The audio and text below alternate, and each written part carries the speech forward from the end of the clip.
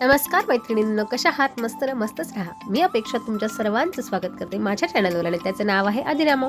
तर मी आली होती माहेर आणि माहेरी आल्यानंतर मी आली होती माहेरच्या या बाजारामध्ये. आता हा जो बाजार आहे ना तो बुलढाण्याचा आहे आणि या बुलढाण्याचा बाजार आहे ना रविवारी भरत असतो आणि इथे ना एकदा जर आलं ना तर लोक पिशव्या भरून भरून घेऊन जातात. कारण असं की इथे सगळ्या वस्तू एकाच ठिकाणी मिळतात आणि ह्या सगळ्या वस्तू आहेत ना इतक्या रिजनेबल रेटमध्ये मिळतात ना की भरपूर आपण एक सोडून भरपूर अशा घेऊ शकतो. तुम्ही कोणतीही वस्तू घ्या इथे स्वस्तच मिळणार आहे आणि इथे ना कोणत्याही प्रकारच्या सगळ्या प्रकारच्या वस्तू तुम्हाला एकाच मार्केटमध्ये पाहायला मिळतील. आता ह्या ज्या जीन्स आहे ना याची क्वालिटी आणि कपडा ह्या दोघीही पण खूपच छान आहे आणि फक्त 200 रुपयाला इथे मिळत होत्या.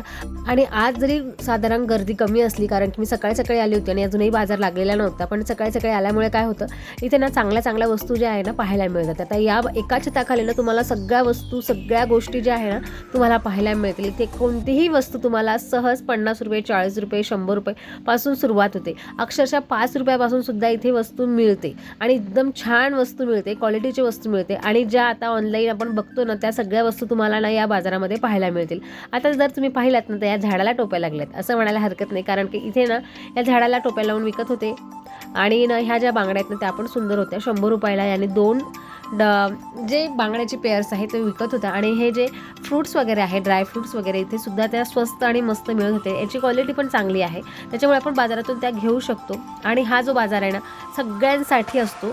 इथे सगळ्या वस्तू तुम्हाला मिळतात. जे ऑनलाईन आपण बघतो मिशोवर वगैरे ह्या सगळ्या वस्तू तुम्हाला ऑनलाईन इथे ह्या मिळू शकतात. आता ह्या ब्रँडेड हे जे घागरे किंवा वन पीस आहे ना इथे फक्त हे 400 रुपयाला मिळत होते आणि याची क्वालिटी पण खूप छान होती. भरपूर प्रमाणात ह्या विकल्या गेलेल्या होत्या आणि बाजारामध्ये ना खूपच छान छान वस्तू पाहायला मिळतात आणि त्या खूप स्वस्त पण मिळतात. अगदी 5 रुपयापासून इथे सुरुवात होते.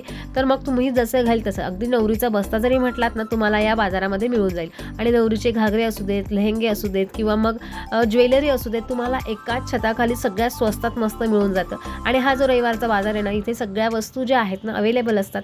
आणि इथे ना साड्यांचं मार्केट म्हणून सुद्धा हे बुलढाण्याचं मार्केट फेमस आहे. इथे 100 रुपयापासून तर खूप सुंदर साड्या इथे पाहायला मिळतात आणि इथूनही बरेचसे लोक त्यांचा बिझनेस स्टार्ट करतात, कारण की इथे ना साड्या खूप स्वस्त आणि मस्त मिळतात. आता हे जे ड्रेस आहेत ना फक्त 150 रुपयाला मिळत होते आणि याचा जो क्वालिटी आणि कपडा आहे ना हा पण खूपच छान होता. हे जे सगळे ड्रेस आहेत ना हे ऑनलाईन जे मिळतात ना ते होते. आणि ह्या साड्या आहेत त्या 100 रुपये 50 रुपयाला मिळत होत्या. इथे कर्टनसुद्धा अवेलेबल होते. आणि प्रचंड प्रमाणात ना आता सध्या रेनकोटची इथे मागणी वाढलेली आहे. तुम्हाला हिवाळ्यामध्ये तुम्हाला भरपूर प्रमाणात इथे स्वेटर मिळतील आणि आत्ता पावसाळ्याच्या दिवसामध्ये तुम्हाला रेनकोट मिळतील. रेनकोटसुद्धा तुम्हाला ब्रँडेड कंपनीचे सुद्धा मिळून जातील. इतकं स्वस्तात मस्त हे मार्केट आहे. इथे पर्ससुद्धा खूप छान छान मिळतात. आणि जर तुम्हाला काही घ्यायचं नसेल ना तरी एखादं 2 वस्तू आपण इथून घेऊनच जातो. इतका स्वस्त आणि मस्त या मार्केटमध्ये मिळत असतात.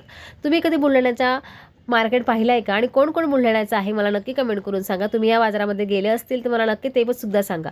आता जर आपण तुळशी मार्केटमध्ये जे 150-150 रुपयाला टॉप बघतो ना ते सुद्धा इथे अवेलेबल आहेत आणि ते सुद्धा खूपच छान आहे तिथं. आणि लहान मुलांचे शर्ट असू देत, पॅन्ट असू देत किंवा आता ट्रेंडिंगच्या बँगल्स असू देत त्यासुद्धा तुम्हाला इथे मिळून जातील. आणि स्वस्तात मस्त असल्यामुळे ना भरपूर शॉपिंग बऱ्याच लोकांची होऊन जाते. आणि जो बॅकग्राऊंडचा जो आवाज असतो ना विकणाऱ्यांचा तो तर खूपच गमतीशीर असतो. आता इथे फ्रूट्स, नंतर ड्राय फ्रूट्स, नंतर वॉटर बॅग सगळं काही तुम्हाला इथे एकाच ठिकाणी मिळून जाईल. इथे ना शोच्या वस्तूसुद्धा खूपच छान छान मिळतात. आणि ह्या ना हे इथे तुकडे मिळत होते 10-10 रुपयाला आणि याची जी कपडा क्वालिटी ना ते खूपच छान होती. आणि ह्या ज्या साड्या ट्रेंडिंगच्या आहेत ना ही फक्त 75 रुपयाला होती.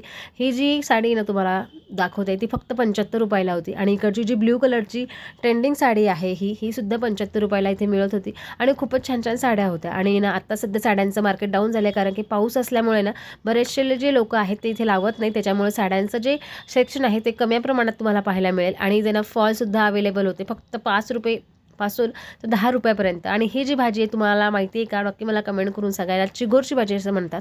आणि आता साड्यांचं मार्केट कमी असल्यामुळे ना इथं बऱ्याचशा गोष्टींचं ज्या मार्केट आहे ते वाढलेलं होतं. आणि आत्ता पावसाळा असल्यामुळे ना सकाळी आणि बुलढाण्यामधलं कसं असतं ना सकाळी पाऊस पडतं लगेच ऊन पडतं, ऊन पडतं पाऊस पडतो, त्याच्यामुळे ना कपड्यांची जास्त म्हणजे ते खराब होऊ नये म्हणून ते जास्त काळजी घेण्यासाठी जास्त दुकानं इथे लागलेले नाही आहेत सुरुवातीला आज.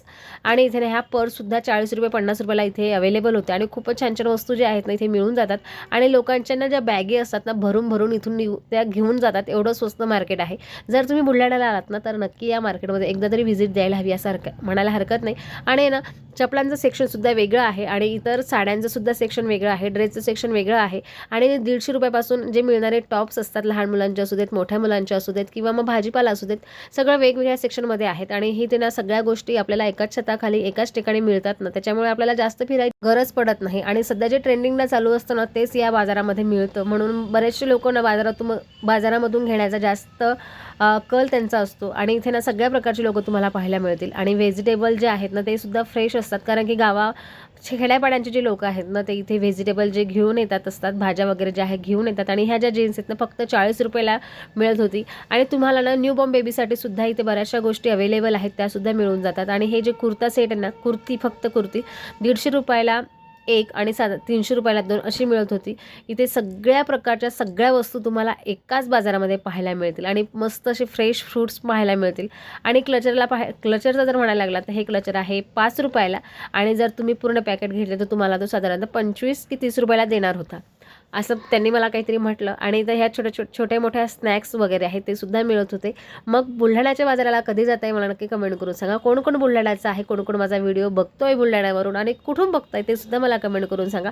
आता तर मी निघाली एक घरी, कारण की आता माझं पोटाला लागले, म्हणजे भूक. म्हटलं चला घरी जाऊन थोडासा फोटोबा करूयात, कारण मी भरपूर दिवसानंतर बुलढाण्याच्या बाजारामध्ये आले होते. आणि मग काय थोडासा बाजार पाहिला, फिरला आणि काही बऱ्याचशा वस्तू घेतल्या आणि आता घरी निघालो होतो. आणि हे जे मार्केट आहे ना घरी जातानाचं, हे संपूर्ण चपलांचं मार्केट आहे. जे तुम्हाला वेगवेगळ्या प्रकारच्या सगळ्या चप्पल ज्या आहेत त्या पाहायला मिळतील. आणि 150 रुपयामध्ये खूप सुंदर सुंदर चप्पल तुम्हाला पाहायला मिळेल. इथे हे अत्तरदाणी सुद्धा विकायला होती.